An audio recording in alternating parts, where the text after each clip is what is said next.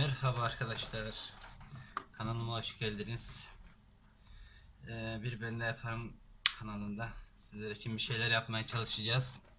Şimdi elimizde bir tane prizm 3 1 2 3 4 5 6'lı bir şeyimiz var. Çoğaltıcımız var. Bunun şu lambası yeri çalışmıyor arkadaşlar. Bazen tutukluk yapıyor, bazen sürekli yanıp kalıyor. Yani sürekli açık kalıyor. Bu da işimize gelmiyor. Şimdi size göstereyim. Şurada ışığı yanıyor işte böyle. Hiç sönmüyor. Bunu yapmak için bir adet becker kullanacağım. Ayrıca küçük bir tornavida yeterli olacak diye düşünüyorum. Ekstra da olaraktan belki bir pense de yardımcı olabilir üzerine. Kargaburun. Metre bir işimize yaramaz arkadaşlar. Silikon tabancasıyla da işimiz yok. Öncelikle prizden çıkarıyoruz bunu arkadaşlar. Bir çarpılmalara medet vermeyelim. Siz de bunu unutmayın. Ne iş yaparsanız yapın. Bütün elektronik, elektrikli aletlerinizde fişi çıkarmayı asla ve asla unutmuyoruz arkadaşlar.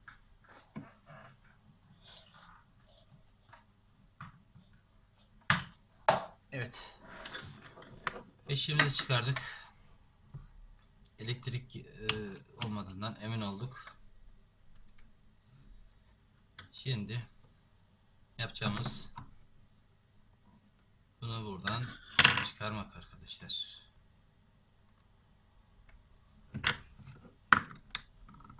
Şöyle kaktırırsak gelecektir.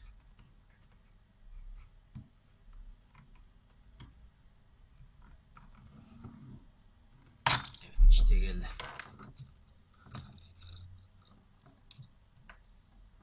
Şimdi olayın ne olduğunu anlamaya çalışalım. Evet. Bunlar kontak olmuş arkadaşlar. Üstelik ikisi de kontak olmuş. Şu uç kısımlarına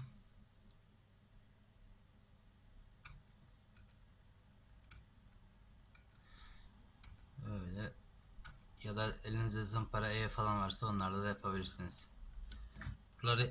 Bunun yapma sebebi arkadaşlar, buralarda ya vazelin ya da yağ türü bir şey olmadığı için direktmen ark yapar.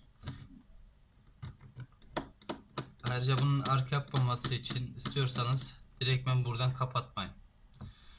Önce cihazların düğmesinden kapatın. Sonra buradan kapatırsanız burada ark yapma olayı olmayacaktır. Çünkü akım çekmediği için. Akım çektiği için ark yapıyor. Şimdi ikisini de kazıdık. Alt tarafı da kazıyoruz.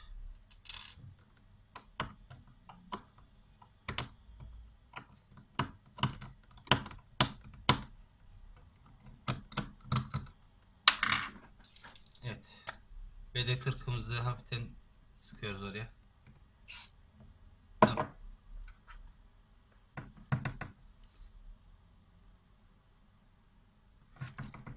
Arkadaşlar bir de sizlere bir şey söylemek istiyorum. Bu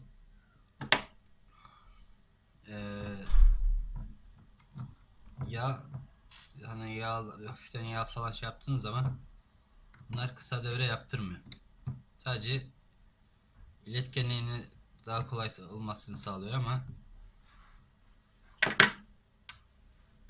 herhangi bir şekilde bir kısa devre yapmasına sebebiyet vermiyor. Evet.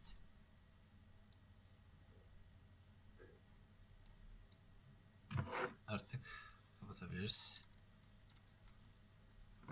Düşmemesine dikkat ediyoruz. Tamam.